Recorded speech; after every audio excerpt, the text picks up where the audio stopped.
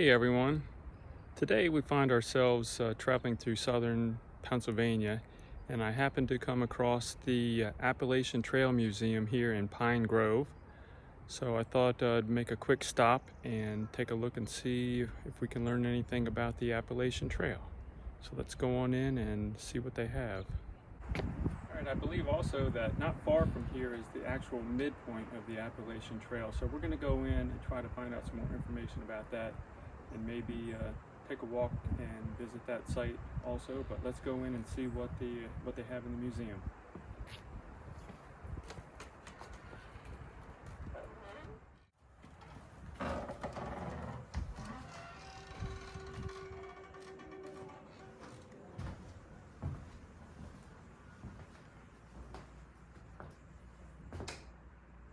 Here's a map of the trail.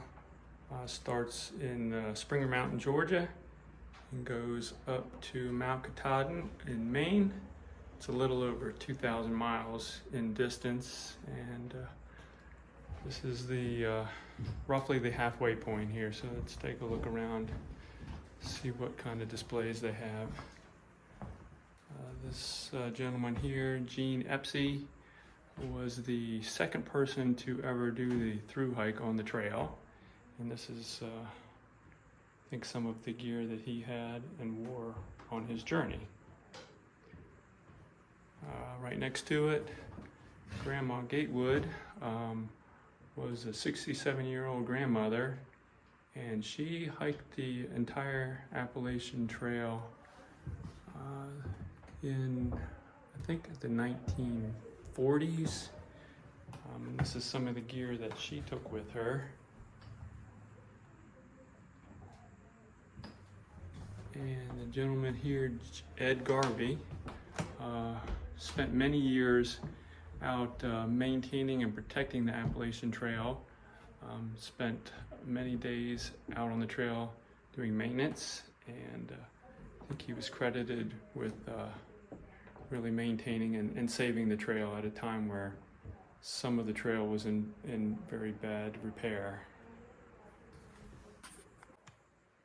All right, here is the display of the Ed Schaefer shelter, which was a shelter that you would have found in roughly 1960. It was originally located in York, Pennsylvania, or nearby, and it was moved here to be put on display for the museum. There were roughly 12 of these shelters throughout the region here that you would have come across if you were hiking the trail. Of course, today there are many different types of shelters that you'll find along the way, but this is something that you would have seen back in around 1960. Probably never been. Oh.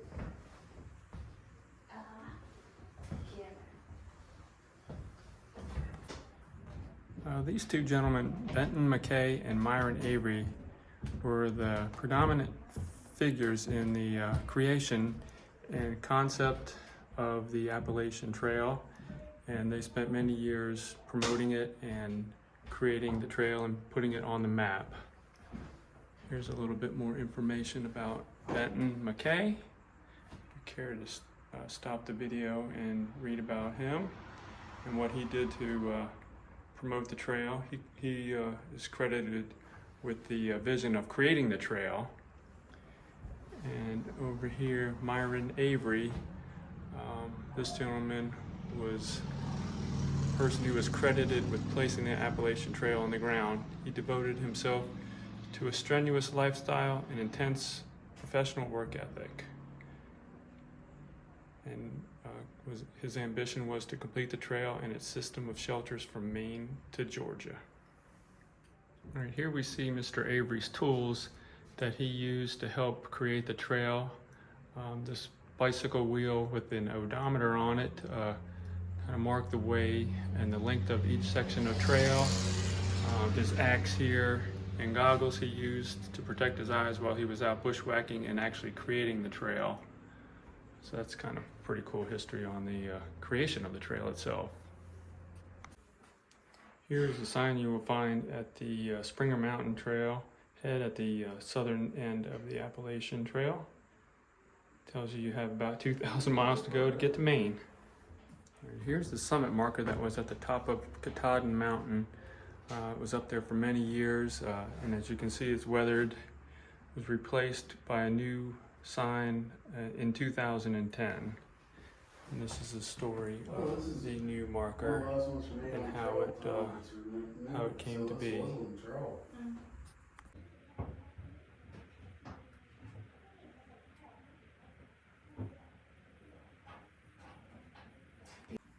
In this picture here, we see the original marker that was put on the trail in 1927. It's a copper square embossed with the cross of the A and T, and became the trail marker in 1927. Was used for a number of years and then was replaced by the white blazes. There are 2x6 white blazes on the trees periodically to mark the trail for the hikers. Okay, here's a little bit more information on the blazes that mark the trail.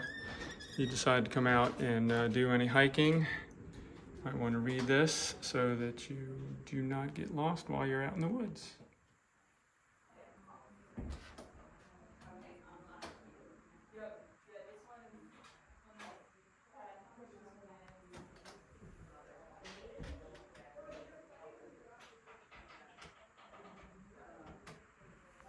That was a pretty neat little museum. Gave you some really good information on the history of the trail.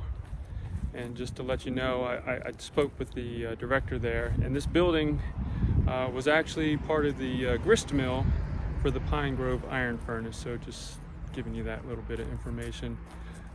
We're just going to drive down the road here just about 3 or 4 miles, and we're going to actually jump on the AT and take a short hike down to the midpoint of the Appalachian Trail and take a look at that. All right, so I'll see you when we get to the trail. The building behind us, which is currently the museum and used to be the grist mill for the Pine Grove furnace, was mentioned in a previous video that we did of the Michaud POW camp. So if you want to check that out, I'll put a link down below and you can check out that other video.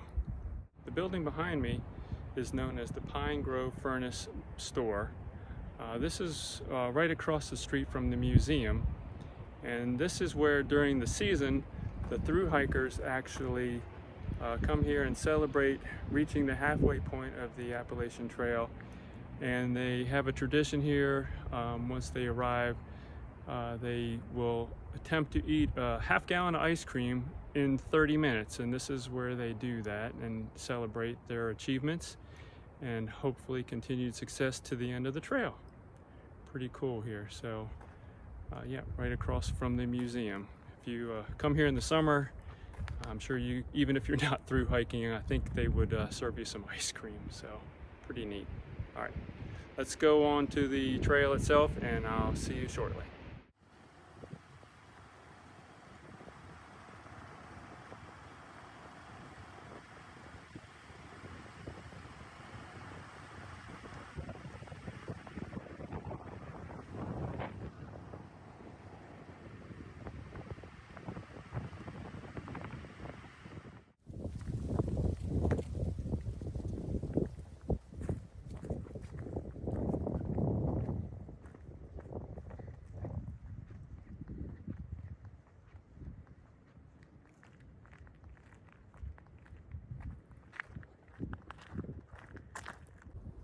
Okay, well, it's a few minutes later and we've made it to the trail.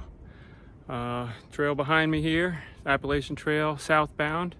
It's where we're going to go down about a mile or so from this point and check out the midpoint marker of the trail.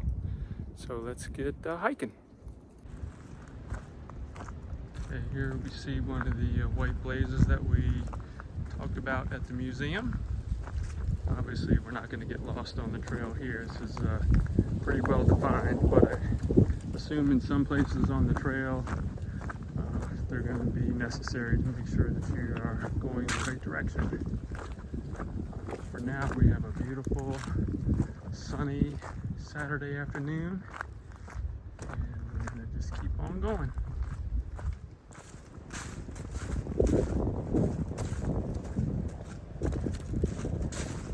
This guy seems to be cheating. I thought you were supposed to be hiking this trail, not driving it. Not sure what's going on here. Let's see.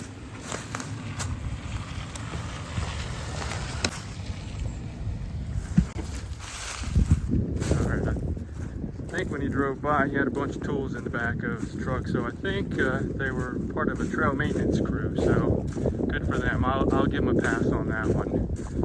Otherwise, let's stick 2 feet on this trail. Okay, well, even though we're only going to be doing about a mile or so section today of the Appalachian Trail, ran into a really nice guy, and his name is Ted O'Brien. His website, or his YouTube channel, is Creative Randomness, and we talked for probably a good 15 minutes or so. Nice guy, comparing notes on different adventures that we've done in the past and what we plan to do in the future. And yeah, really nice guy. Hopefully all of his plans come together, and maybe you should check him out on YouTube and see what he has to offer there. We're getting close to the midpoint marker here, so I'll catch up with you as soon as we get there.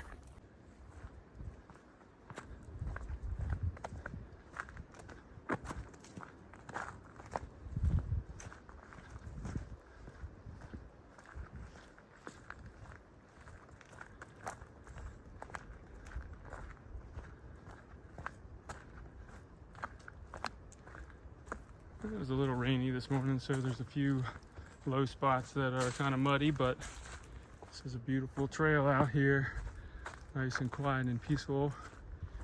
And also, I'm hearing a little bit some birds and the breeze blowing through the trees here. It's very relaxing. I'm really enjoying this hike today.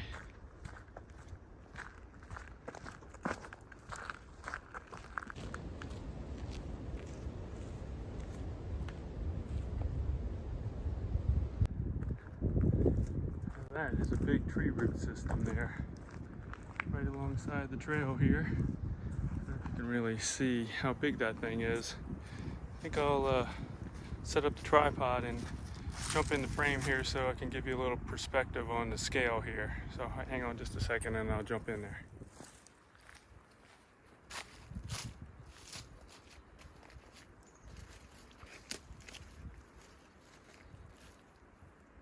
About, I don't know, 8 to 10 feet tall.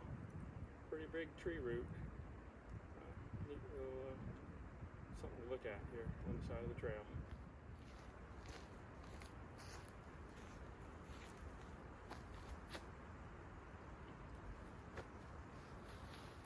(1,090 miles to Springer Mountain, Georgia, that way. 1,090 miles to Mount Katahdin, Maine, that way. Well, I figure while I'm here, I might as well go ahead and sign the logbook, even though I'm not doing a through hike. At least I was here and wanted to document that.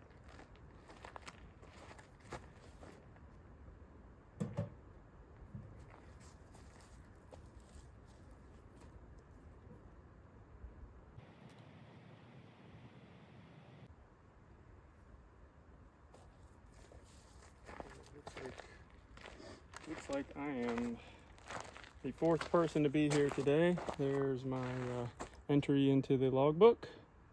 Hopefully that comes out. And all right, let's put this back in and we'll make our way back towards the car.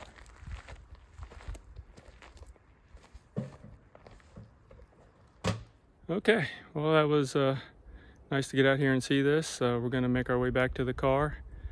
Probably won't video anything unless something comes up. We'll see you back at the car. Okay, like I said, I wasn't going to video anything unless something exciting happened, which nothing did. So we're almost back to the truck now. So that's probably going to be it for this video. Didn't have anything else I wanted to share with you. This was actually kind of an impromptu video. Wasn't really planning on doing this morning when I left the house. But I knew these places were here. And so I wanted to go ahead and share them with you since I had the time to do so. I have one more stop that I'm going to make about 10 minutes down the road from here. Rented a cabin which I'm going to spend the night in here in Michaud Forest. So I'm going to put that in another video. So that's going to be it for now. So hopefully you learned a little bit of something about the Appalachian Trail and got to see some nice little scenery views here. So I guess that's going to be it. So hope to see you in the next video.